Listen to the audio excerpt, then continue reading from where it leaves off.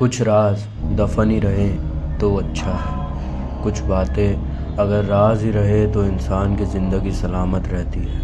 पर कभी कभी इंसान की उत्सुकता उसे ऐसे रास्ते पर ले जाती है जहाँ से वापसी मुमकिन नहीं होती। यह कहानी है अमित की, जो एक शांत स्वभाव का लड़का था। उसे पुरानी और रहस्यमयी चीज़ों से लगाव था।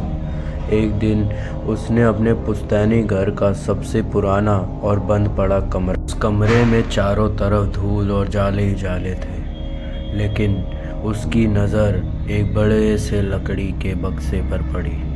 बक्से पर एक पुराना जंग लगा ताला लगा था। अमित ने ताला तोड़ने की कोशिश की, पर वो टूटा नहीं।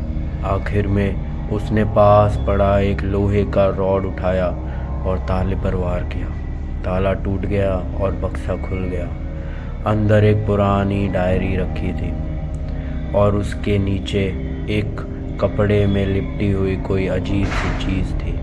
अमित ने पहली डायरी उठाई। वह उसके दादाजी की थी, जिन्होंने उस घर में कई साल पहले आत्महत्या कर ली थी। डायरी के पन्ने पीले और फटे हुए थे। उसमें लिखा था, उसने मुझे देख लिया है। उसकी आंखें, उसकी आवाज़ हर जगह है। को बंद कर दो। जो कुछ भी है उसे बाहर मत आने दो। वो मेरी आत्मा को नहीं छोड़ेगी, नहीं छोड़ेगी। अमित के रोंगटे खड़े हो गए। उसने डायरी बंद की और उस कपड़े में लिपटी चीज़ को खोला। वो एक पुराना टूटा हुआ दर्पण था। दर्पण का शीशा बीच से टूटा हुआ था और उसमें एक भयानक दरार वाला चेहरा दिख रहा था। अमित ने डर कर दर्पण वापस रख दिया और बक्सा बंद करके कमरे के बाहर आ गया। लेकिन उसे एक अजीब सी बेचैनी महसूस हो रही थी। रात को जब वह सोने गया तो उसे कमरे में कुछ फुसफुसाने की आवाज़ सुनाई दी। तुम्हारे दादा ने मुझे बंद कर दिया था, पर अब तुम हो, मैं तुम्हारे साथ हूँ। अमित डर गया और उसने अपनी आंखें बंद कर ली। लेकिन उसे महसूस हुआ कि कोई उसके बिस्तर के पास खड़ा है।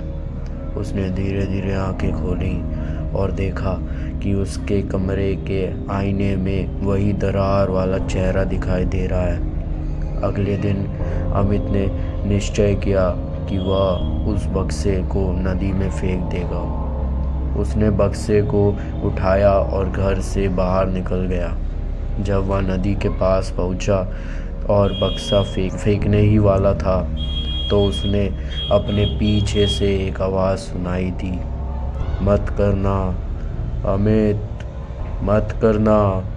यह उसके दादाजी की आवाज़ थी, लेकिन वह इतनी भयानक थी कि अमित का पूरा शरीर कांप गया। उसने पलट कर देखा, वहाँ कोई नहीं था। अमित डर से पसीना पसीना हो गया और उसने बक्से को नदी में फेंक दिया। जैसे ही बक्सा पानी में गिरा, एक भयानक चीख पूरे जंगल में गूंज उठी। अमित ने राहत की सांस ली और घर की ओर भागने लगा। घर पहुंचकर उसने खुद को सुरक्षित महसूस किया। उसने हाथ मुंह धोया और पानी पीने के लिए रसोई में गया। उसने गिलास में पानी भरा और पानी पी रहा था।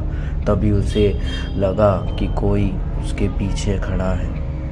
उसने धीरे से पलट कर देखा, वहाँ कोई नहीं था। लेकिन पानी के गिलास में पानी की सतह पर उसे वही दरार वाला चेहरा दिखाई दिया, जो अब उसके चेहरे पर मुस्कुरा रहा था। अमित के हाथ से गिलास छूट गया और फर्श पर टूट गया।